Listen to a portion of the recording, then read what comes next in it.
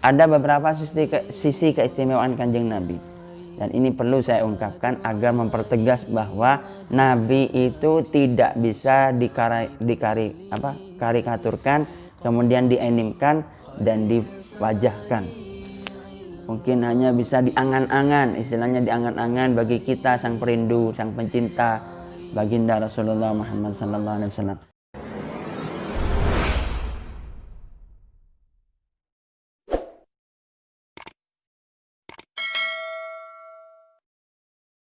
Assalamualaikum warahmatullahi wabarakatuh. Alhamdulillahirabbil alamin. Wa ala ali Allahumma shalli wa sallim wa barik ala sayyidina wa maulana Muhammad wa ala alihi wa ashabi wa barik wa sallim. Baik, pada kesempatan kali ini pada beberapa waktu yang lalu dan tidak lama setelah kejadian ini, dunia digemparkan oleh pernyataan seorang presiden yang sangat-sangat rasis sekali, bahkan terkesan menyudutkan terhadap kaum mayoritas muslim.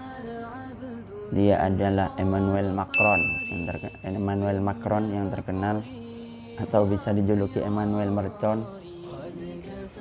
Baik, ada pengajar MTS, staf pengajar Al-Qadiri, guru MTS menanyakan kepada saya bagaimana hukum menggambar karikatur Nabi. Saya teringat ada sebuah riwayat hadis dari Abu Hurairah yang mana berbunyi, man ro'ani fil manam fasayaroni fil yaqdah wala yatamatsalu syaitanu bi.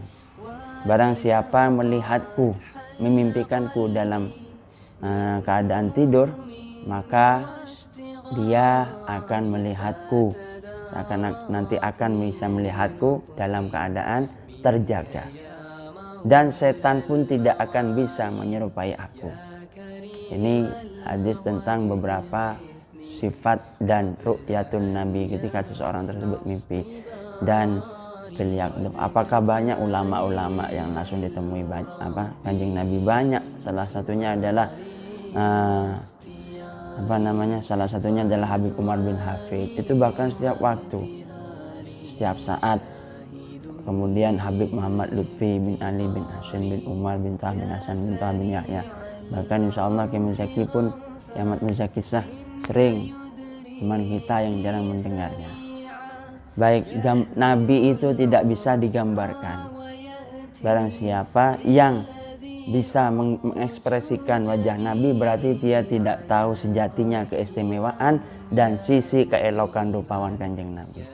Mungkin dengan adanya Macron mengatakan tersebut, itu menjadikan sebuah tamparan kepada kita bahwa kita jangan pernah meributkan yang namanya Maulid itu bid'ah, ini bid'ah. Itu sebuah tamparan kepada kita agar kita semakin mencintai dan menyayangi Nabi kita. Karena kita selama ini diributkan oleh yang namanya bid'ah lah, ini bid'ah, ghairu masyru', khurafat dan lain sebagainya. Mungkin dengan Emmanuel Macron seperti itu, tunjukkan rasa cinta kita dengan kita memperbanyak. Apakah tidak marah? Ya tidak, ya tentu marah.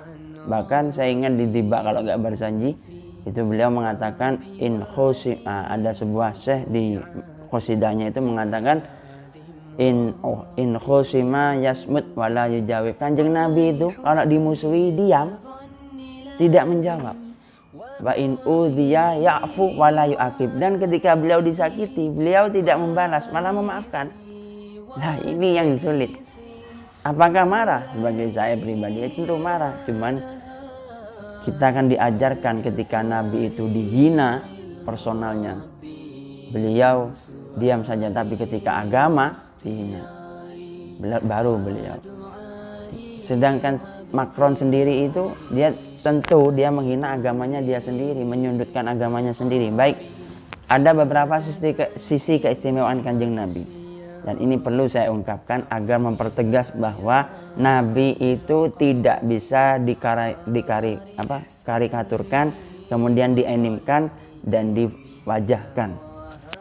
mungkin hanya bisa diangan-angan, istilahnya diangan-angan bagi kita sang perindu, sang pencinta baginda Rasulullah Muhammad SAW.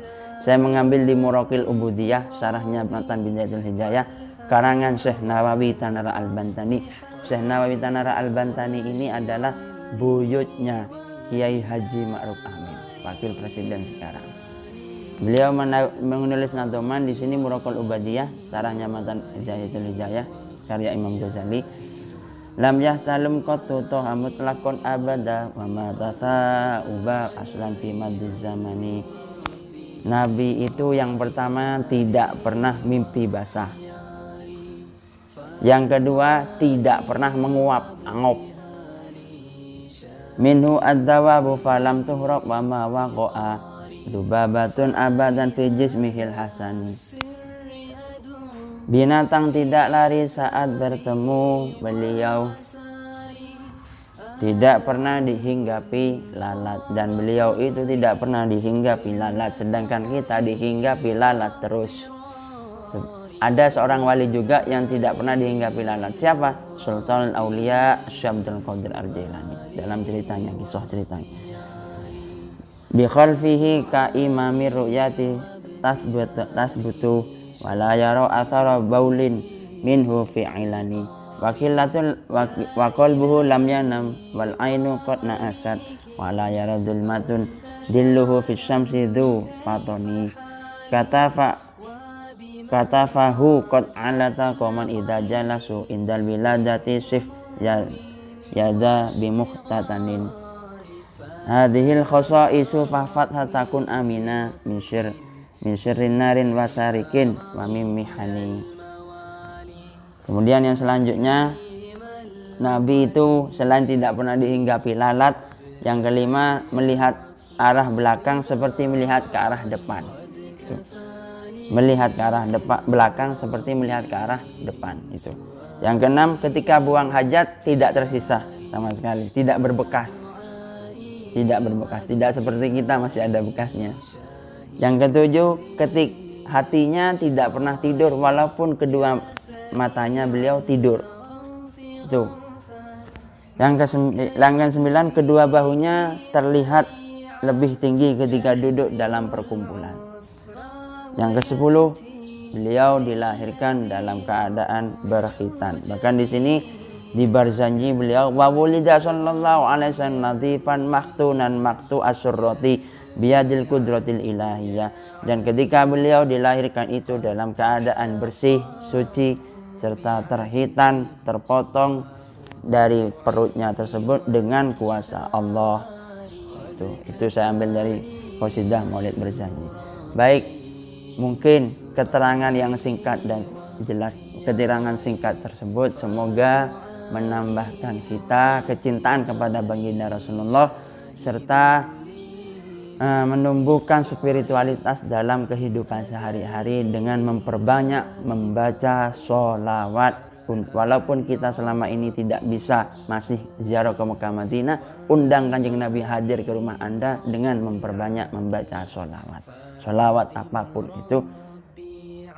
Kiranya itu saja yang bisa saya sampaikan, kurang lebihnya saya mohon maaf. Wabillahi taufiq wal hidayah. Wassalamualaikum warahmatullahi wabarakatuh.